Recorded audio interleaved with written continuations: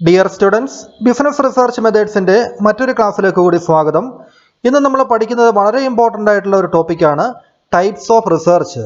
റിസർച്ചിൻ്റെ വിവിധ ഇനങ്ങൾ എന്തൊക്കെയാണെന്നുള്ളതാണ് നമ്മളിന്ന് പഠിക്കുക.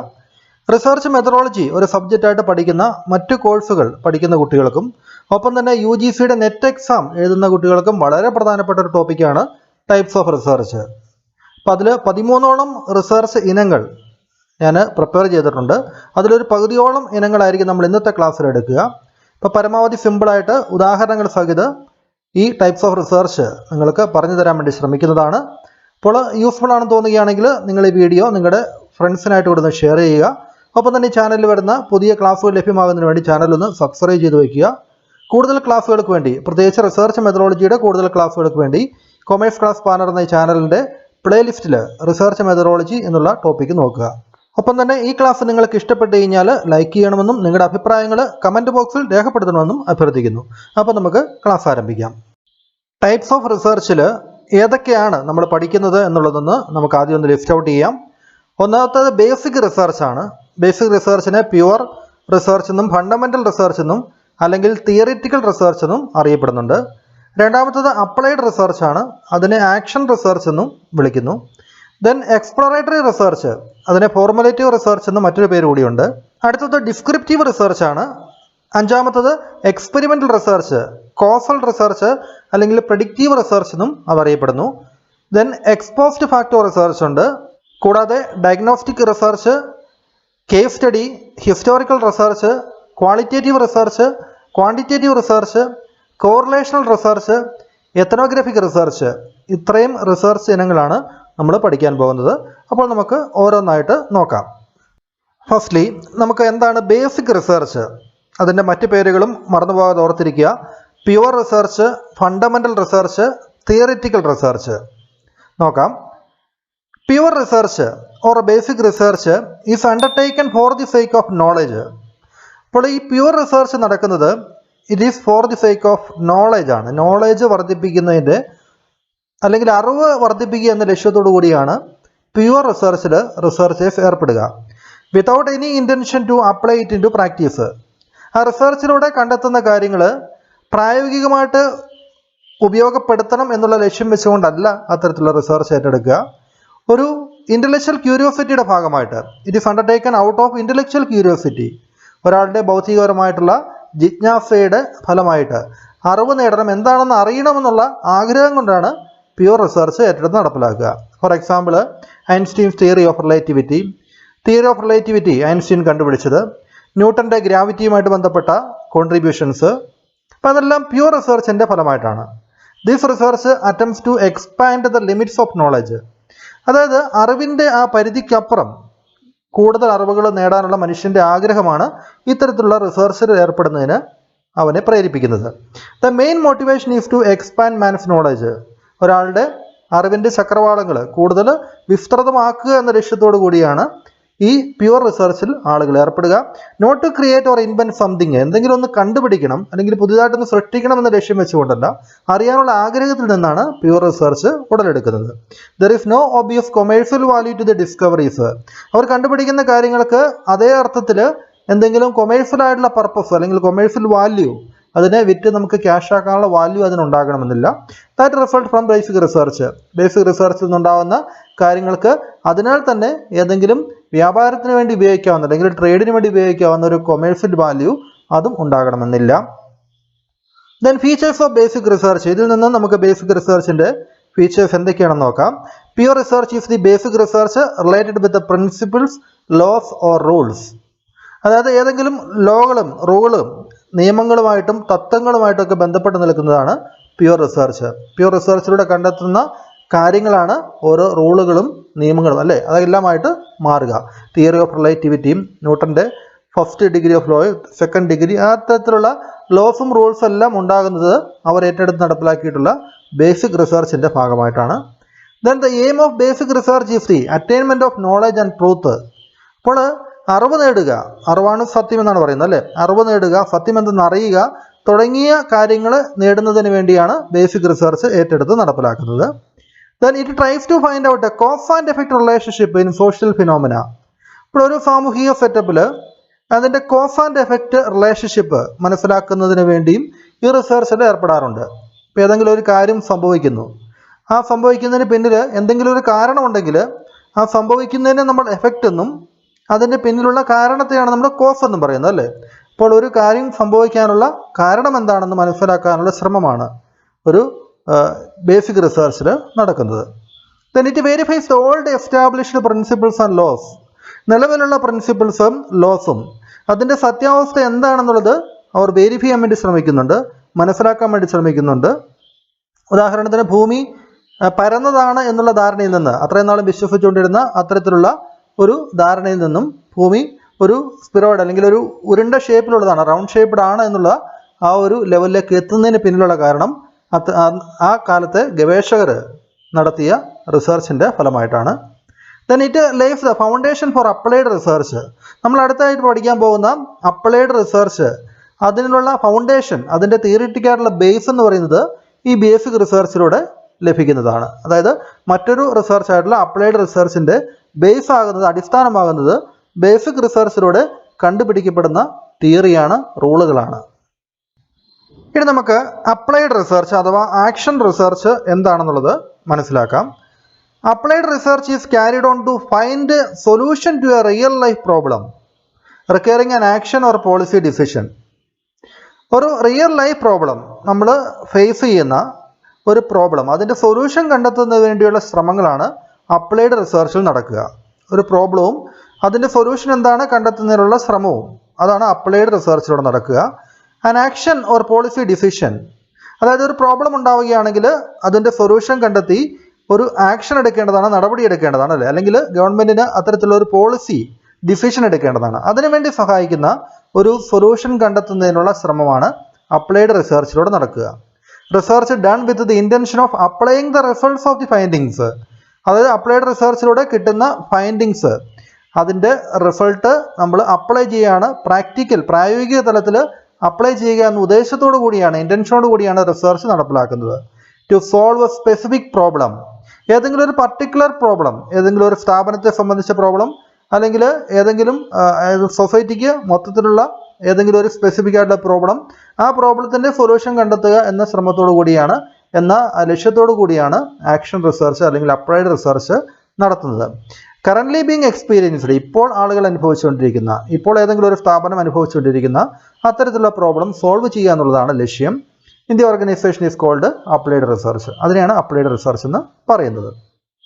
ഉദാഹരണത്തിന് research conducted to discover medicines for AIDS, എയ്ഡ്സിനുള്ള മരുന്ന് കണ്ടുപിടിക്കുന്നു, അതിനുള്ള ശ്രമങ്ങൾ, അത് അപ്ലൈഡ് റിസർച്ചിൻ്റെ ഭാഗമാണ്. ഇപ്പോൾ നമ്മുടെ പുതിയ പാൻഡമിക് ആയിട്ടുള്ള COVID-19 ഏറ്റവും ഫലപ്രദമായിട്ടുള്ള ഒരു വാക്സിനേഷൻ കണ്ടെത്തുന്നതിന് വേണ്ടി ശ്രമങ്ങൾ, അത് അപ്ലൈഡ് റിസർച്ചിൻ്റെ ഭാഗമാണ്.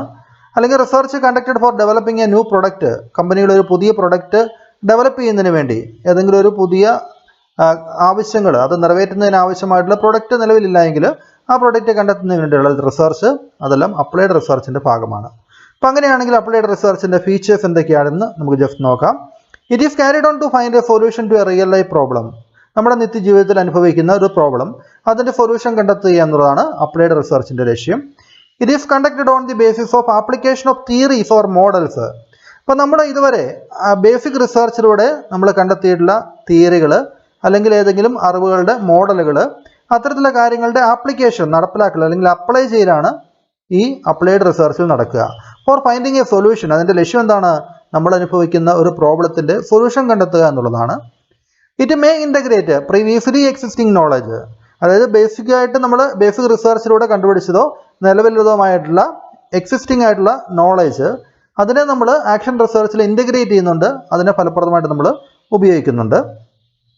The instant purpose of applied research, ഏറ്റവും പ്രധാനപ്പെട്ട ഒരു പർപ്പസ് എന്ന് പറയുന്നത് is to find solution to a practical problem, ഒരു പ്രാക്ടിക്കലായിട്ടുള്ള ഒരു പ്രോബ്ലത്തിൻ്റെ സൊല്യൂഷൻ കണ്ടെത്തുക എന്നുള്ളത് തന്നെയാണ് ഒരു അപ്ലൈഡ് റിസർച്ചിൻ്റെ അല്ലെങ്കിൽ ആക്ഷൻ റിസർച്ചിൻ്റെ ഏറ്റവും പ്രധാനപ്പെട്ട പർപ്പസ് എന്ന് പറയുന്നത്. ഇപ്പോൾ നമ്മൾ പ്യൂർ റിസർച്ചും അപ്ലൈഡ് റിസർച്ചും എന്താണെന്ന് മനസ്സിലാക്കി. അങ്ങനെയാണെങ്കിൽ ഇത് തമ്മിലുള്ള ഡിഫറൻസുകളോടെ ഒന്ന് മനസ്സിലാക്കുകയാണെങ്കിൽ അത് കൃത്യമായിട്ട് നമ്മൾ ഓർത്തിരിക്കും. നോക്കുക, പ്യൂർ റിസർച്ചും അപ്ലൈഡ് റിസർച്ചും. ഒന്നാമത്തെ വ്യത്യാസം, original type of research. Pure റിസർച്ചാണ് ബേസിക് ആയിട്ടുള്ള റിസർച്ച്. അതിൻ്റെ തിയറികളൊക്കെ ഡെവലപ്പ് ചെയ്യുന്നത്, നോളജ് വർദ്ധിപ്പിക്കുന്നത് എല്ലാം പ്യൂർ റിസർച്ചിലൂടെയാണ്. ഒറിജിനൽ ടൈപ്പ് ഓഫ് റിസർച്ച് എന്നറിയപ്പെടുന്നത് പ്യുവർ റിസർച്ച് ആണ്. ഇനി അപ്ലൈഡ് റിസർച്ച് എന്ന് പറയുന്നത് it is based on pure research. Pure റിസർച്ചിലൂടെ നമ്മൾ കിട്ടുന്ന നോളജ്, ആ കാര്യങ്ങൾ ഈ അപ്ലൈഡ് റിസർച്ചിൽ ഉപയോഗിക്കപ്പെടുന്നുണ്ട്. അതുകൊണ്ടാണ് പറയുന്നത് applied research it is based on pure research എന്ന് പറയുക. ദെൻ പ്യുവർ റിസർച്ചിൽ it is concerned with generalization and with the formulation of theory. ഏതെങ്കിലും ഒരു നോളജ് നമ്മൾ കണ്ടുപിടിക്കുന്നു, ഒരു പുതിയ അറിവ് നേടുന്നു, ഒരു തിയറി നമ്മൾ കണ്ടുപിടിക്കുന്നു, അതിൻ്റെ ജനറലൈസേഷൻ, അതിൻ്റെ സാമാന്യവൽക്കരണം, അല്ലെങ്കിൽ അത്തരത്തിലുള്ള തിയറി, നമ്മൾ കണ്ടുപിടിച്ച തിയറി അതിൻ്റെ ബാക്കി എല്ലാ സാഹചര്യങ്ങളിലും അതായിരിക്കും കാരണം എന്ന രീതിയിൽ നമ്മൾ അനുമാനത്തിൽ എത്തിച്ചേരുന്നു. അപ്പോൾ ഇതിനെയാണ് നമ്മൾ ജനറലൈസേഷൻ എന്ന് പറയുക. ഇപ്പോൾ ഒരു തിയറിയുടെ ഫോർമുലേഷനും ജനറലൈസേഷനും ഒക്കെയാണ് പ്യുവർ റിസർച്ചിൽ വരിക. അപ്ലൈഡ് റിസർച്ചിൽ it is related with application of theories. നമ്മുടെ തിയറീസിൻ്റെ ആപ്ലിക്കേഷനാണ്, അതിൻ്റെ ഉപയോഗമാണ്. അത് ഏതെങ്കിലും ഒരു ലക്ഷ്യത്തിൽ നേടുന്നതിന് വേണ്ടി, ഏതെങ്കിലും ഒരു പ്രോബ്ലത്തിൻ്റെ സൊല്യൂഷൻ കണ്ടുപിടിക്കുന്നതിന് വേണ്ടി ഉപയോഗിക്കുക എന്നുള്ളതാണ് അപ്ലൈഡ് റിസർച്ചിൽ നടക്കുക. Finding A solution. Then knowledge oriented ആണ്. നോളജ് വർദ്ധിപ്പിക്കുക എന്നുള്ളതാണ് പ്യുവർ റിസർച്ചിൻ്റെ ലക്ഷ്യം. ഇവിടെ പ്രോബ്ലം ഓർ ഗോൾ ഓറിയൻറ്റഡ് ആണ്. ഏതെങ്കിലും ഒരു പ്രോബ്ലത്തിൻ്റെ സൊല്യൂഷൻ, ആ ഒരു ലക്ഷ്യം നേടുക എന്നുള്ളതാണ് അപ്ലൈഡ് റിസർച്ചിൻ്റെ ലക്ഷ്യം. It tries to explain why things happen. എന്തുകൊണ്ടാണ് സംഭവിക്കുന്നത് എന്നുള്ളതാണ് ഈ പ്യുവർ റിസർച്ചിലൂടെ നമ്മൾ പ്രധാനമായിട്ടും കണ്ടുപിടിക്കുക. അതായത് അറിവാണ്, എന്തുകൊണ്ട് സംഭവിക്കുന്നു എന്നുള്ളതാണ് നമ്മളിവിടെ കണ്ടെത്താൻ ശ്രമിക്കുക. ഇവിടെ അപ്ലൈഡ് റിസർച്ചിൽ എന്തുകൊണ്ട് കണ്ടെത്തുന്നു എന്നുള്ളത് മാത്രമല്ല, it tries to explain how things can be changed. നമുക്ക് എങ്ങനെ നിലവിലുള്ള ഒരു പ്രോബ്ലത്തിൻ്റെ സൊല്യൂഷൻ കണ്ടെത്താം, how things can be changed എന്നുള്ളതാണ് ഇവിടെ ഉദ്ദേശിക്കുക. Then success is measured by the nature of discovery. ഇവിടെ പ്യുവർ റിസർച്ചിൻ്റെ സക്സസ് എന്ന് പറയുന്നത് it depends upon the nature of discovery. നമ്മൾ ഏത് തരത്തിലുള്ള അറിവാണ് നേടിയിരിക്കുന്നത് എന്നുള്ളതിൻ്റെ അടിസ്ഥാനപ്പെടുത്തിയാണ് അതിൻ്റെ സക്സസ് ഇരിക്കുക. ഇവിടെ അപ്ലൈഡ് റിസർച്ചിൻ്റെ സക്സസ് വരിക it is measured by goals achieved. ഒരു പ്രോബ്ലത്തിൻ്റെ സൊല്യൂഷൻ കണ്ടെത്തുന്നതിൽ എത്രമാത്രം നമ്മൾ വിജയിച്ചിരിക്കുന്നു, ആ ഗോൾ അച്ചീവ് ചെയ്യുന്നതിൽ നമ്മൾ വിജയിച്ചിട്ടുണ്ടോ തുടങ്ങിയതിനെ ഡിപ്പെൻഡ് ചെയ്താണ് അപ്ലൈഡ് റിസർച്ചിൻ്റെ സക്സസ് നമ്മൾ വിലയിരുത്തുക. ഇനി അടുത്തതായിട്ട് നമ്മൾ പഠിക്കാൻ പോകുന്നത് എക്സ്പ്ലോറേറ്ററി റിസർച്ച് അല്ലെങ്കിൽ ഫോർമുലേറ്റീവ് റിസർച്ച് ആണ്. എന്താണെന്ന് നോക്കാം. Exploratory research is an initial research. Exploratory research ഒരു റിസർച്ചിൻ്റെ തുടക്കത്തിലുള്ള ഒരു പ്രാഥമികമായിട്ടുള്ള റിസർച്ച് ആണെന്ന് വേണമെങ്കിൽ പറയാം. ഇനീഷ്യൽ റിസർച്ച് ആണ്. ഇറ്റ് ഈസ് പ്രിലിമിനറി സ്റ്റഡി, ഒരു പ്രിലിമിനറി റിസർച്ച് ആണെന്ന് പറയാം. Preliminary study of new problem about which the researcher has little or no knowledge. റിസർച്ചർക്ക് ഒരു വളരെ കുറച്ച് നോളജുള്ള അല്ലെങ്കിൽ അല്പം പോലും നോളജ് ഇല്ലാത്ത ഒരു വിഷയത്തെക്കുറിച്ച് അദ്ദേഹം കൂടുതൽ കണ്ടെത്താനുള്ള ശ്രമങ്ങളുടെ ഭാഗമായിട്ടുള്ള പ്രിലിമിനറി സ്റ്റഡി മാത്രമാണ് എക്സ്പ്ലോറേറ്ററി റിസർച്ച് എന്ന് പറയുന്നത്. അതുകൊണ്ടാണ് അതിന് ഇനീഷ്യൽ റിസർച്ച് എന്ന് പറയുന്നത്. It is similar to doctor's initial investigation of a patient. അപ്പോൾ നമ്മളൊരു ഡോക്ടർ ഒരു ആദ്യമായിട്ട് വരുന്ന ഒരു പേഷ്യൻറ്റിനെ ഇനീഷ്യലായിട്ട് അയാൾ നടത്തുന്ന ഇൻവെസ്റ്റിഗേഷൻ, പ്രാഥമിക പരിശോധന, or FIR prepared with police, ഒരു പുതിയ കേസ് ഉണ്ടാകുമ്പോൾ അതിൻ്റെ ഫസ്റ്റ് ഇൻഫർമേഷൻ റിപ്പോർട്ട്, പ്രാഥമിക വിവരങ്ങൾ വെച്ചുകൊണ്ടുള്ള പോലീസിൻ്റെ ഒരു വിവരങ്ങൾ രേഖപ്പെടുത്തൽ. അപ്പോൾ ഇതെല്ലാം വേണമെങ്കിൽ നമുക്ക് എക്സ്പ്ലോറേറ്ററി റിസർച്ച് പോലെയാണെന്ന് പറയാം. അപ്പോൾ അതൊരു പ്രാഥമികമായിട്ട് വിലയിരുത്തൽ മാത്രമാണ് നടത്തുന്നത് അവിടെ. Initial research conducted to clarify and define the nature of the problem. അപ്പോൾ ഇനീഷ്യൽ റിസർച്ച് മാത്രമാണ് ഇവിടെ നടത്തപ്പെടുന്നത്. In order to clarify and the define the nature of the problem. എന്താണ് പ്രോബ്ലം എന്നുള്ളത് മനസ്സിലാക്കലാണ്, അതിൻ്റെ ക്ലാരിഫിക്കേഷനാണ് ഇവിടെ പ്രധാനമായിട്ട് ഉദ്ദേശിക്കുക. It is ill structured. Ill structured എന്ന് പറയുന്നതിന് കാരണം അതിൻ്റെ ഒബ്ജക്റ്റീവ്സ് ഏതൊക്കെയാണെന്ന് വളരെ ക്ലിയർ ആയിട്ട് മനസ്സിലാകണമെന്നില്ല. മിസ്സിംഗ് ആയിട്ടുള്ള പല ഇൻഫർമേഷനും ഇപ്പോഴും ഉണ്ടായേക്കാം. അതുകൊണ്ടാണ് ഇൽ സ്ട്രക്ചേർഡ് ആയിട്ടുള്ള ഒരു റിസർച്ചാണ് എക്സ്പ്ലോറേറ്ററി റിസർച്ച് എന്ന് പറയുക. It does not provide conclusive evidence. കൃത്യമായിട്ടുള്ള തെളിവുകളോട് കൂടി ആയിരിക്കില്ല ഈ കൺക്ലൂഷൻസ് അല്ലെങ്കിൽ നമ്മുടെ കണ്ടെത്തലുകളിലേക്ക് എത്തുക. ഇനിയും തുടർന്നുള്ള റിസർച്ച് അവിടെ ആവശ്യമാണ്. Subsequent research is expected. കൂടുതൽ റിസർച്ച് ഇവിടെ എക്സ്പെക്റ്റ് ചെയ്യപ്പെടുന്നുണ്ട്. അതായത് പൂർണ്ണമായിട്ടുള്ള റിസർച്ച് അല്ല എക്സ്പ്ലോറേറ്ററി റിസർച്ച് അല്ലെങ്കിൽ ഫോർമുലേറ്റീവ് റിസർച്ച് എന്ന് പറയുക. നമുക്ക് അതിൻ്റെ ഒബ്ജക്റ്റീവ്സ് ഇവിടെ ഒന്ന് നോക്കാം. ടു ജനറേറ്റ് ന്യൂ ഐഡിയാസ്, പുതിയ ഐഡിയാസ് ജനറേറ്റ് ചെയ്യാൻ വേണ്ടി, ഒരു ഐഡിയ നമുക്ക് ഒരു കാര്യത്തെക്കുറിച്ച് നമുക്കൊരു ഏകദേശ ഐഡിയ ലഭിക്കുന്നതിന് വേണ്ടി. To make an exact formulation of the problem, ഒരു പ്രോബ്ലം ഫോർമുലേറ്റ് ചെയ്യുക. നമ്മൾ റിസർച്ചുമായിട്ട് ബന്ധപ്പെട്ട് എന്താണ് പ്രോബ്ലം എന്നുള്ളത് നമ്മൾ ഐഡൻറ്റിഫൈ ചെയ്യുന്നു. അപ്പോൾ അതിൻ്റെ ഒരു ഫോർമുലേഷനുമായിട്ട് ബന്ധപ്പെട്ട് നമുക്ക് എക്സ്പ്ലോറേറ്ററി റിസർച്ച് നടത്തേണ്ടതായിട്ട് വന്നേക്കാം. To gather information for clarifying concept, നമ്മളൊരു പ്രോബ്ലവുമായിട്ട് ബന്ധപ്പെട്ട് അതിൻ്റെ കൺസെപ്റ്റുകൾ ആദ്യം മനസ്സിലാക്കണം. അതുമായിട്ട് ബന്ധപ്പെട്ടുള്ള തിയറിറ്റിക്കലായിട്ടുള്ള കാര്യങ്ങൾ നമ്മൾ കൃത്യമായിട്ട് മനസ്സിലാക്കേണ്ടതുണ്ട്. അതിനുവേണ്ടി വേണ്ട ആവശ്യമായിട്ടുള്ള ഇൻഫർമേഷൻ നമ്മൾ ഗാദർ ചെയ്യുന്നു. To increase the researchers' familiarity with the problem, ഒരു പ്രോബ്ലത്തെ കൂടുതൽ അടുത്തറിയുന്നതിന് വേണ്ടി അതിൻ്റെ ഫെമിലാരിറ്റി കൂട്ടുന്നതിന് വേണ്ടി റിസർച്ചർ നടത്തുന്ന research. To clarify concept clarify ചെയ്യുന്നതിന് വേണ്ടി നമ്മളൊന്ന് പറഞ്ഞതാണ്. To gather information for clarifying concept. Then to determine the feasibility of the study, ഈ സ്റ്റഡി എത്രമാത്രം ഫീസിബിൾ ആണ്, റിസർച്ചറുടെ പണം സമയം ഇതിനുള്ളിൽ നിന്നുകൊണ്ട് വിജയിപ്പിക്കാൻ പറ്റിയ റിസർച്ച് ആണോ തുടങ്ങിയ കാര്യങ്ങളെക്കുറിച്ചൊക്കെ മനസ്സിലാക്കുന്നതിന് വേണ്ടി എക്സ്പ്ലോറേറ്ററി റിസർച്ച് നമ്മൾ നടത്തുന്നു. ഇനി എക്സ്പ്ലോറേറ്ററി റിസർച്ചിൻ്റെ മെത്തേഡ്സ്, നമ്മളതിൻ്റെ പേരുകൾ മാത്രം ഇപ്പോൾ പഠിക്കുന്നുള്ളൂ. ഇതുമായിട്ട് ബന്ധപ്പെട്ട് ഡീറ്റെയിൽഡ് ആയിട്ടുള്ള ക്ലാസ്സുകൾ നമുക്ക് വരും ദിവസങ്ങളിൽ എടുക്കാം. എക്സ്പീരിയൻസ് സർവേ എന്ന് പറയുന്നത് എക്സ്പ്ലോറേറ്ററി റിസർച്ചിൻ്റെ ഒരു മെത്തേഡാണ്. മറ്റൊരു മെത്തേഡാണ് സെക്കൻഡറി ഡാറ്റ അനാലിസിസ്, സെക്കൻഡറി ഡാറ്റയൊക്കെ ഉപയോഗിച്ചുള്ള analysis, case study, pilot study, focus group. അപ്പോൾ ഇതൊക്കെ എക്സ്പ്ലോറേറ്ററി അല്ലെങ്കിൽ ഫോർമുലേറ്ററി റിസർച്ചിൻ്റെ മെത്തേഡ്സ് ആണ് എന്നുള്ളത് ഇപ്പോൾ മനസ്സിലാക്കി വയ്ക്കുക. ഇനി നാലാമതായിട്ട് നമ്മൾ പഠിക്കാൻ പോകുന്നത് ഡിസ്ക്രിപ്റ്റീവ് റിസർച്ച് എന്താണ് എന്നുള്ളതാണ്. നോക്കുക, descriptive research it refers to the research that provides an accurate portrayal of characteristics of a particular individual. അപ്പോൾ അതായത് ഏതെങ്കിലും ഒരു ഇൻഡിവിജ്വലിനെ കുറിച്ചോ ഏതെങ്കിലും ഒരു സിറ്റുവേഷനെ കുറിച്ചോ ഒരു ഗ്രൂപ്പിനെ കുറിച്ചോ അതിൻ്റെ കൃത്യമായിട്ടുള്ള വിവരണമാണ് ഡിസ്ക്രിപ്റ്റീവ് റിസർച്ചിലൂടെ ലക്ഷ്യമിക്കുന്നത്. It refers to the research that provides an accurate portrayal എന്ന് വെച്ചാൽ കൃത്യമായിട്ടുള്ള ഒരു ചിത്രീകരണം ഓഫ് ക്യാരക്ടറിസ്റ്റിക്സ് ഓഫ് ഏതെങ്കിലും ഒരു കാര്യത്തെക്കുറിച്ച്, ഏതെങ്കിലും വ്യക്തിയെക്കുറിച്ചാകാം, ഏതെങ്കിലും ഒരു സിറ്റുവേഷനെ കുറിച്ചാകാം, ഒരു പർട്ടിക്കുലർ ഗ്രൂപ്പ് ഓഫ് പീപ്പിളിനെ കുറിച്ചാകാം. അപ്പോൾ അതിനെക്കുറിച്ച് നടത്തുന്ന വ്യക്തമായിട്ടുള്ള ഒരു വിവരണമാണ്. Descriptive research is also known as statistical research. Descriptive റിസർച്ചിനെയാണ് നമ്മൾ സ്റ്റാറ്റിസ്റ്റിക്കൽ റിസർച്ച് എന്നും പറയുക. Descriptive research describes characteristics of an existing phenomenon. നമുക്ക് സിമ്പിളായിട്ട് പറയുകയാണെങ്കിൽ ഡിസ്ക്രിപ്റ്റീവ് റിസർച്ച് എന്ന് പറയുന്നത് ഇത് ഡിസ്ക്രൈബ്സ്, ആ പേര് സൂചിപ്പിക്കുന്ന പോലെ തന്നെ അത് വിവരിക്കുന്നു, characteristics of an existing phenomenon. ഇപ്പോൾ നിലവിലുള്ള ഒരു പ്രതിഭാസത്തെക്കുറിച്ച്, ഫിനോമിനെ-കുറിച്ച്, അതിൻ്റെ ക്യാരക്ടേഴ്സിനെക്കുറിച്ച് ഡിസ്ക്രൈബ് ചെയ്യുന്ന റിസർച്ചാണ് descriptive research. These studies are a means of discovering new meaning describing what exist. അപ്പോൾ ദീസ് സ്റ്റഡീസ് ആർ മീൻസ് എന്ന് ഉദ്ദേശിക്കുന്നത് വഴികൾ എന്നുള്ള അർത്ഥത്തിലാണ്.